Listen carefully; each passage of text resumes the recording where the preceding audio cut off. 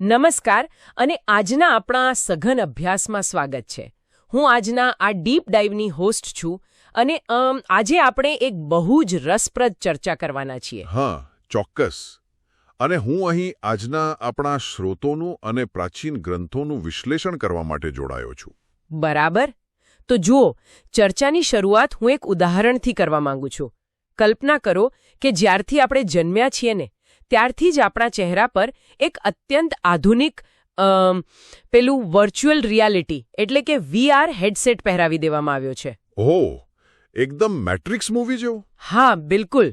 અને સૌથી મોટી મુશ્કેલી એ છે કે આપણે બધાએ ભૂલી જ ગયા છીએ કે આપણે આ હેડસેટ પહેર્યો છે. એટલે આપણને એમ જ લાગે છે કે આપણી આસપાસ જે ઇમારતો દેખાય છે કે રસ્તાઓ છે અને લોકોના જે ઝઘડાઓ છે એ બધું જ એકદમ નક્કર અને વાસ્તવિક છે. સાચી વાત. પણ જો હું એમ કહું કે આ બધું જ વાસ્તવિક નથી, પરંતુ માત્ર એ હેડસેટમાં ચાલતો એક સોફ્ટવેર પ્રોગ્રામ છે તો? હા, આ ખરેખર એક બહુ જ મોટો દૃષ્ટિકોણ છે. અને આજના આપણા આ સઘન અભ્યાસમાં આપણે કંઈક આવું જ સમજવા જઈ રહ્યા છીએ. આપણી પાસે સ્ત્રોતો, લેખો અને રિસર્ચ નોટ્સનો એક આખો થપ્પો છે, જેનું કેન્દ્ર 2500 વર્ષ જૂનો એક પ્રાચીન ગ્રંથ છે, ધમ્મપદ, અને તેનો 13મો અધ્યાય, જેને લોકવગ્ગ કહેવાય છે. જુઓ, ટેકનોલોજીએ મેટ્રિક્સ કે વર્ચ્યુઅલ રિયાલિટીની વાત તો બહુ પછી કરી, પણ આ ગ્રંથોએ સદીઓ પહેલાં જ આખી દુનિયાની વ્યાખ્યા બદલી નાખી હતી. એ જ તો આશ્ચર્યની વાત છે ને? હા, આ ખરેખર એક એવો વિષય છે જે આપણા પાયાના વિચારોને, આપણી માન્યતાઓને મૂળમાંથી હચમચાવી નાખે છે.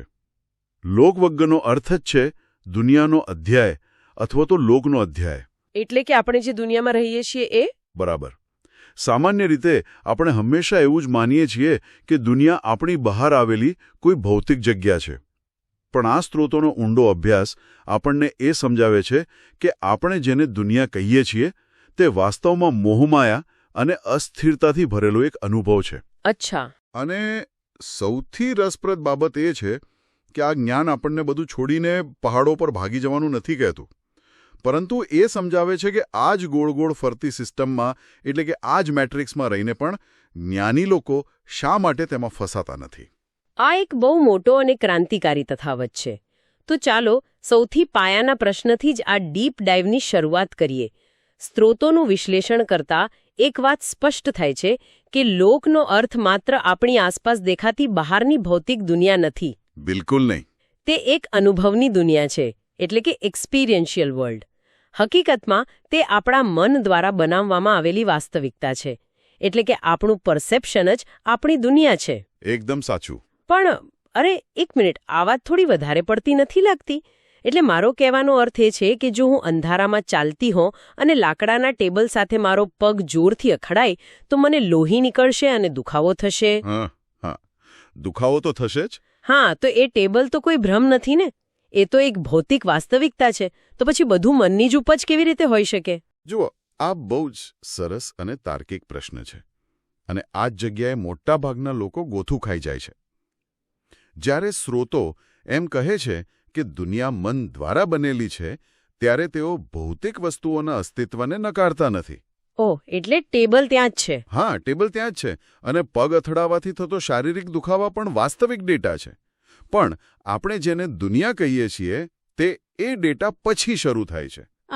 મને બરાબર સમજાયું ને. ડેટા પછી શરૂ થાય છે એટલે કે પગ અથડાયા પછી મનમાં જે વાર્તા શરૂ થાય છે ખબર છે કે આ ટેબલ કોણે અહીં મૂક્યું? મારું તો નસીબ જ ખરાબ છે. આખા ઘરમાં આ ટેબલ મને જ કેમ નડ્યું? ઘરના લોકો કોઈ દિવસ કોઈ વસ્તુ જગ્યાએ મૂકતા જ નથી. અરે હા, આ તો બહુ જ સામાન્ય રિએક્શન છે. બરાબર. તો આ જે આખી વાર્તા ઊભી થઈને, એ વાર્તા, એક ગુસ્સો અને એક કડવાશ, એ તમારી દુનિયા છે. અને આ દુનિયા સંપૂર્ણપણે મગજે ઊભી કરી છે. ટેબલ માત્ર ડેટા હતો, પણ મગજે તેને પ્રોસેસ કરીને એક વાસ્તવિકતા ઊભી કરી દીધી. એટલે બાહ્ય પરિસ્થિતિઓ માત્ર એક ઉદ્દીપક છે, બાકી આપણે આપણી આંતરિક માન્યતાઓના આધારે જ આપણું જીવન જીવીએ છીએ. એકદમ સચોટ. એટલે કે બહાર જે કંઈ પણ બની રહ્યું છે તે માત્ર કાચો માલ એટલે કે રો મટીરિયલ છે, અને આપણું મન એ કાચા માલમાંથી વાર્તાઓ બનાવે છે. બિલકુલ એવી જ રીતે. તો આના પરથી મારો વિચાર પ્રવાહ આપણા સ્રોતોમાં રહેલા એક બહુ જ મહત્વના કોન્સેપ્ટ તરફ જાય છે. જો દુનિયા એ માત્ર આપણી દ્રષ્ટિ કે આપણો અનુભવ જ છે, તો આ વાર્તાઓનો આ દુનિયાનો મૂળ સ્વભાવ કેવો છે?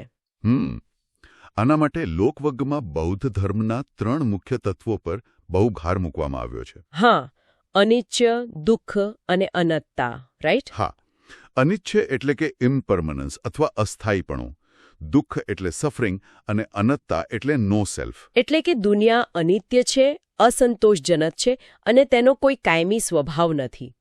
પણ જ્યારે હું આ સ્રોતો વાંચતી હતી ત્યારે મારા મનમાં એક વિચાર આવ્યો.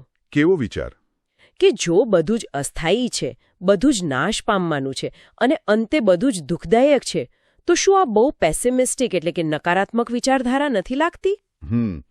એવું લાગે ખરું? હા, મતલબ જો સંબંધો એક દિવસ પૂરા જ થઈ જવાના છે, તો સંબંધ બાંધવા જ શા માટે?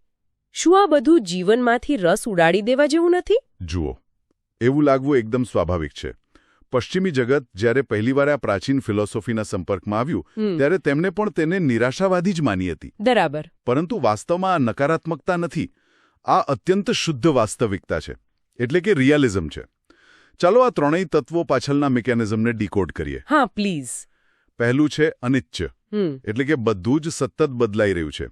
આપણું શરીર, આપણા વિચારો અને આપણી આસપાસનું વાતાવરણ.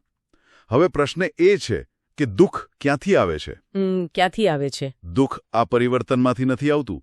દુઃખ ત્યારે જ જન્મે છે જ્યારે આપણે આ અસ્થાયી વસ્તુઓ પાસે કાયમીપણાની અપેક્ષા રાખીએ છીએ. ઓહ, એટલે કે આપણે એમ ઈચ્છીએ કે આ ખુશીની ક્ષણ ક્યારે પૂરી ન થાય અથવા વ્યક્તિ ક્યારે બદલાય નહીં? બિલકુલ. આપણે પરિવર્તનશીલ વસ્તુઓને જકડી રાખવાનો પ્રયાસ કરીએ છીએ. દુનિયાનો સ્વભાવ વહેતી નદી જેવો છે અને આપણે તેને બરફની જેમ થીજવી દેવા માંગીએ છીએ. સાચી વાત. જ્યારે આપણે અસ્થાયી વસ્તુઓ પાસે સ્થાયી થવાની માગણી કરીએ છીએ ત્યારે ઘર્ષણ ઊભું થાય છે. અને આ ઘર્ષણનું બીજું નામ જ દુઃખ અથવા અસંતોષ છે. અને પેલું ત્રીજું અનત્તા શું છે? અનત્તાનો અર્થ એ છે કે આખા બ્રહ્માંડમાં કોઈ નિશ્ચિત, ન બદલાતો હું કે સ્વ નથી. બધું જ એકબીજા પર આધારિત પ્રવાહ છે. એટલે આ સિદ્ધાંતો આપણને હતાશ કરવા માટે બિલકુલ નથી. ઓકે, ઉલટું આ તો આપણને મુક્ત કરે છે. જ્યારે સમજાઈ જાય છે કે બધું જ બદલાવાનું છે, ત્યારે વર્તમાન ક્ષણને વધુ ઊંડાણથી માણી શકાય છે, કારણ કે તેને પકડી રાખવાનો તણાવ નથી રહેતો. હા, મને સમજાય છે હવે. આ તો એવું થયું કે જો ખબર હોય કે પિક્ચર 3 કલાકમાં પૂરું થવાનું જ છે, તો પિક્ચર પૂરું થઈ જશે એવા ડરમાં બેસી રહેવાને બદલે એ 3 કલાક પૂરેપૂરો આનંદ લેવો જોઈએ. એકદમ સાચું ઉદાહરણ આપ્યું. આ ખરેખર મુક્તિદાયક વિચાર છે. તો દુનિયાના આ અસ્થાયી અને મોહમય સ્વભાવને સ્વીકાર્યા પછી હવે આપણે એ જોવાનું છે કે આપણા સ્ત્રોતો આ દુનિયામાં જીવવાનો રસ્તો શું બતાવે છે. લોકવગમાં જીવવાની 2 રીતો અને અમુક સિદ્ધાંતોનું વર્ણન છે. પણ રસપ્રદ વાત એ છે કે આ કોઈ કડક નિયમો નથી લાગતા, પણ એક નકશા જેવા લાગે છે. આમાં સૌથી મોટો ભાર કર્મ અને ભ્રમ પર મૂકવામાં આવ્યો છે. એવું કહેવાયું છે કે દુનિયા એક સ્વપ્ન સમાન છે, એક ભ્રમ છે, અને લોકો આ ભ્રમ પાછળ કોઈ મૃગતૃષ્ણા પાછળ દોડતા હોય એમ દોડે છે. હા, આ સ્ત્રોતો ખૂબ જ સ્પષ્ટપણે કહે છે કે અજ્ઞાનતા જ સૌથી મોટો અંધકાર છે. આપણે જેને સુખ માનીએ છીએ તે વાસ્તવમાં માત્ર ભ્રમ છે. અને અહીં કર્મના સિદ્ધાંતને બહુ ડીપ લેવલ પર સમજાવવામાં આવ્યો છે. એટલે કર્મને આપણે પેલી સજા આપવાવાળી સિસ્ટમ માનીએ છીએ એ નહીં? ના, બિલકુલ નહીં. સામાન્ય રીતે લોકો કર્મને કોઈ સજા આપવાવાળા કાયદા તરીકે કે ઉપર બેઠેલા કોઈ ન્યાયાધીશના ચોપડા તરીકે જુએ છે. પણ બૌદ્ધ અને યોગિક ગ્રંથોમાં કર્મ એ માત્ર કોઝ એન્ડ ઇફેક્ટ એટલે કે કારણ અને પરિણામનો વૈજ્ઞાનિક નિયમ છે. અચ્છા, જેમ વિજ્ઞાનમાં હોય છે એમ? હા, જેમ ગુરુત્વાકર્ષણનો નિયમ છે. જો તમે સફરજન છોડશો તો તે નીચે જ પડશે. એવી જ રીતે જો મોહ, લોભ કે અજ્ઞાનતામાં કોઈ કાર્ય કરવામાં આવે તો તેનું પરિણામ અશાંતિ અને દુઃખ જ આવશે. બરાબર. સારા કર્મો એટલે કોઈ પુણ્ય કમાવાની વાત નથી, પણ એવી રીતે જીવવું જે મનમાં શાંતિ અને સ્પષ્ટતા લાવે. અને આ જ્ઞાન પાછળનો અંતિમ હેતુ છે અલિપ્તતા અથવા ડિટેચમેન્ટ. અને અલિપ્તતાની વાત આવે એટલે આપણા આધ્યાત્મિક સ્ત્રોતોમાં પેલું બહુ જ જાણીતું અને હું તો કહીશ કે એકદમ ક્લિશે ઉદાહરણ હંમેશા આપવામાં આવે છે. કાદવમાં ખીલેલા કમળ જેવું જીવન. હા, આ બહુ જ પ્રચલિત છે. કમળ પાણી અને કાદવમાં રહે છે, છતાં તેના પાંદડા પર પાણીનું એક ટીપું પણ ચોંટતું નથી. સાંભળવામાં બહુ કાવ્યાત્મક લાગે છે, પણ પ્રેક્ટિકલી વિચારીએ તો જ્યારે આપણે સવારે બમ્પર ટુ બમ્પર ટ્રાફિકમાં ફસાયા હોઈએ, ઓફિસની મીટિંગ 5 મિનિટમાં શરૂ થવાની હોય અને ફોન પર કોઈ નેગેટિવ મેસેજ આવે, ત્યારે આ કમળ કેવી રીતે બની શકાય? આ તો મને લગભગ અશક્ય જ લાગે છે. આ ડિટેચમેન્ટને આધુનિક જીવનમાં લાગુ પાડવું એટલે હવામાં કિલ્લા બાંધવા જેવું નથી? જુઓ, આ પ્રશ્ન એકદમ વાજબી છે અને મોટાભાગના લોકો આધુનિક જીવનમાં આ જ સંઘર્ષ અનુભવે છે. આનો ઉત્તર આપવા માટે આપણે ચર્ચાને થોડી યોગિક અને આધ્યાત્મિક વિજ્ઞાનના મિકેનિઝમ તરફ લઈ જવી પડશે. ઓકે. કારણ કે આ કમળ બનવું એ કોઈ બહારનો દેખાવ નથી, પણ તે મગજની આંતરિક વાયરિંગ બદલવાની વાત છે. યોગ અનુસાર આ દુનિયા માયા છે, અને અહીં માયા એટલે જાદુ નહીં, પણ આપણી જોવા અને સમજવાની મર્યાદા. અને આ મર્યાદાને પાર કરવા માટે માનવ શરીરમાં ચક્રો, ખાસ કરીને આજ્ઞાચક્ર એટલે કે થર્ડ આઈ અને સહસ્ત્રાર ચક્રની ભૂમિકા બહુ અગત્યની છે. માફ કરજો, પણ મારે અહીં તમને રોકવા પડશે. તમે એવું કહેવા માંગો છો કે જો હોમ લોનના હપ્તા ભરવાના બાકી હોય અને તેનું ટેન્શન હોય તો તેનો ઉપાય એ છે કે પેલું થર્ડ આઈ એટલે કે આજ્ઞાચક્ર ખોલવાનો. હા, હું સમજુ છું કે આ સાંભળવામાં કેવું લાગે છે. આ થોડું હવામાં અથવા કોઈ રહસ્યમય દુનિયામાં વાત કરવા જેવું નથી લાગતું. આ લોનના ટેન્શન અને થર્ડ આઈ વચ્ચે કોઈ તાર્કિક કનેક્શન જ નથી દેખાતું મને તો. આ બિલકુલ હવામાં વાત નથી. ચાલો, હું આ રહસ્યમય લાગતી વાતને ન્યુરોસાયન્સની ભાષામાં એકદમ જમીન પર લાવીને સમજાવું. હા પ્લીઝ, કારણ કે મને આ થોડું સમજવું છે. ચોક્કસ. જ્યારે યોગિત ભાષામાં એવું કહેવાય છે કે કોઈનું આજ્ઞાચક્ર બંધ છે, ત્યારે આધુનિક વિજ્ઞાન મુજબ તેનો અર્થ એ છે કે તે વ્યક્તિ પોતાના મગજના એમિગડાલા નામના હિસ્સામાંથી જીવી રહી છે. અચ્છા, એમિગડાલા એટલે પેલો ફાઇટ ઓર ફ્લાઇટ વાળો હિસ્સો? બિલકુલ. એમિગડાલા એટલે મગજનું એવું કેન્દ્ર જે ભય, તણાવ અને રિએક્શન માટે જવાબદાર છે. જ્યારે લોનનું ટેન્શન થાય છે, ત્યારે આ એમિગડાલા એક્ટિવ થઈ જાય છે અને મગજને લાગે છે કે જાણે પાછળ કોઈ સિંહ પડ્યો છે. આ એક ભ્રમ છે. ઓહ, સમજાયું. હવે જ્યારે યોગ કહે છે કે ધ્યાન દ્વારા આજ્ઞાચક્ર ખોલો, ત્યારે ન્યુરોલોજીકલ સ્તરે મગજના પ્રીફ્રન્ટલ કોર્ટેક્સને સક્રિય કરવામાં આવે છે. આ મગજનો આગળનો હિસ્સો છે જે લોજિક, ઓબ્ઝર્વેશન અને શાંતિથી નિર્ણય લેવા માટે જવાબદાર છે. અરે વાહ! જ્યારે આ હિસ્સો સક્રિય થાય ત્યારે પરિસ્થિતિને ભ્રમ કે ડર વગર જેવી છે તેવી જોઈ શકાય છે. ઓહ, એટલે આખરે વાત મગજના રિએક્ટિવ મોડમાંથી પેલો ઓબ્ઝર્વેશન મોડ છે ને એમાં શિફ્ટ થવાની છે. હા, બરાબર. આ તો જાણે આપણા મગજના રેડિયોનું ટ્યુનિંગ બદલવા જેવું થયું ને. જો ફ્રીક્વન્સી ખોટી સેટ હશે એટલે કે એમિગડાલામાં હશું તો માત્ર ઘોંઘાટ, ડિસ્ટર્બન્સ અને ભય જ સંભળાશે. પણ ધીમે ધીમે નોબ ફેરવીને સાચી ફ્રીક્વન્સી પર આવશું એટલે કે પ્રીફ્રન્ટલ કોર્ટેક્સ પર તો સ્પષ્ટતા આવશે. એકદમ સચોટ. અને જ્યારે આ આંતરિક વિકાસ હજી આગળ વધે છે ત્યારે સહસ્ત્રાળ ચક્ર જાગૃત થાય છે. સહસ્રાર ચક્ર એટલે પેલા માથાના ઉપરના ભાગમાં હોય છે? હા, સહસ્ત્રાર ચક્ર એ અંતિમ સત્યનો સાક્ષાત્કાર છે, જ્યાં વ્યક્તિનો ઈગો એટલે કે અહંકાર ઓગળી જાય છે. ત્યાં હું અલગ અને આ દુનિયા અલગ એવો કોઈ ભેદભાવ રહેતો નથી. માત્ર એક અસ્તિત્વનો અનુભવ થાય છે. જ્યારે આ શિફ્ટ આવે છે ત્યારે બહાર ભલે ટ્રાફિક હોય કે બોસની ડેડલાઇન હોય, મગજ શાંત જ રહે છે. મહેનત તો કરવાની જ હોય છે, પણ એ ખબર હોય છે કે આ એક રોલ છે, આ અંતિમ ઓળખ નથી. આ વૈજ્ઞાનિક સમજણ ખરેખર આંખ ખોલનારી છે. હવે મને સમજાય છે કે કેવી રીતે આ સિદ્ધાંતો કામ કરે છે. તો હવે આપણે ચક્રો અને મગજની આ ઊંડી સમજને આપણા રોજિંદા જીવનમાં ઉતારવાના વ્યવહારિક ઉપાયો તરફ આગળ વધીએ. ચોક્કસ. આપણા સ્રોતોમાં એક બહુ પાવરફુલ શબ્દ છે, સાક્ષી ભાવ એટલે કે વિટનેસિંગ. મતલબ કે એક ઓબ્ઝર્વર બનો, દુનિયાને જુઓ, તેમાં ભાગ લો, પણ તેમાં ગુમ ન થાઓ.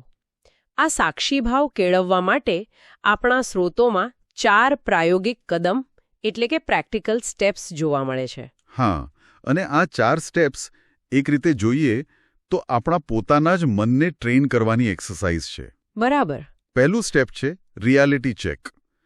રોજિંદા જીવનમાં જ્યારે પણ કોઈ મુશ્કેલી આવે ત્યારે વારંવાર એક ક્ષણ ઊભા રહીને પૂછવું કે શું આ સત્ય છે કે માત્ર મનનો ભ્રમ.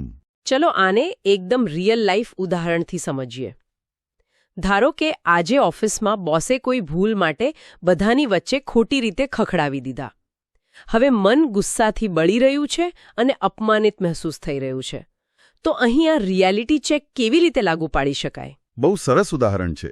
જો રિયાલિટી ચેક કરવામાં આવે તો સમજાશે કે વાસ્તવિક ઘટના માત્ર એટલી જ છે કે બોસના મોઢામાંથી અમુક શબ્દો, અમુક ધ્વનિ તરંગો બહાર આવ્યા. ખાલી ધ્વનિ તરંગો? હા, બસ આટલી જ ભૌતિક વાસ્તવિકતા છે. પણ મન જે વાર્તા બનાવી રહ્યું છે કે મારું કોઈ સન્માન નથી, મારી કરિયર બરબાદ થઈ ગઈ છે, બધા મારા વિશે ખરાબ વિચારતા હશે, આ બધું સંપૂર્ણપણે ભ્રમ છે, આ માયા છે. અરે વાહ! હા. જ્યારે વાસ્તવિકતા અને મનની વાર્તા વચ્ચેનો આ તફાવત દેખાઈ જાય ત્યારે ગુસ્સો આપોઆપ ઓગળી જશે. વાહ! આ તો ખરેખર વાર્તામાંથી બહાર આવવા જેવું છે. અને આ જ આપણને બીજા સ્ટેપ તરફ લઈ જાય છે, ડિટેચમેન્ટ અથવા પરિણામથી અલિપ્તતા. એટલે કે કામ ન કરવું એવું નહીં, કામ તો પૂરી મહેનતથી કરવાનું, પણ પછી પરિણામને પકડી નથી રાખવાનું. સાચું. પ્રોસેસ પર ફોકસ કરવાનું છે, આઉટપુટ પર નહીં. બરાબર. ત્રીજું સ્ટેપ છે માઇન્ડ અવેરનેસ, એટલે કે પોતાની દૃષ્ટિનું નિરીક્ષણ કરવું.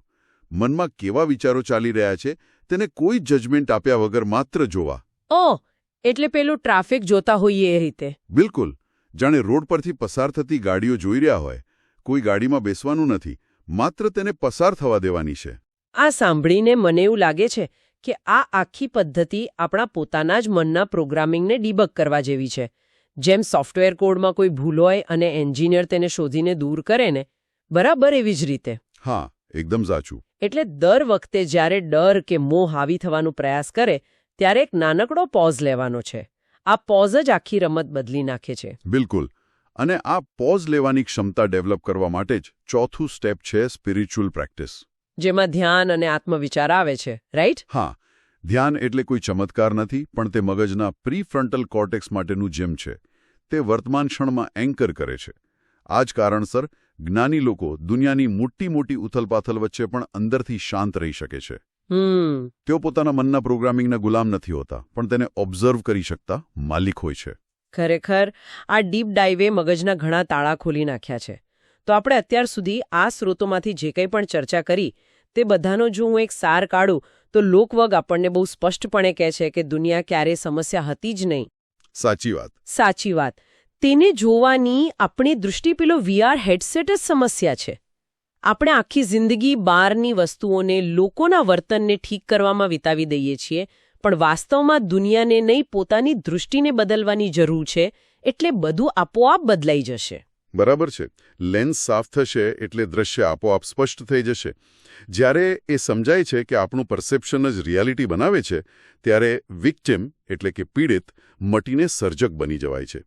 પછી કોઈ બાહ્ય પરિબળ આંતરિક શાંતિને હચમચાવી શકતું નથી. અને આ સમજણ જ સાચી સ્વતંત્રતા છે.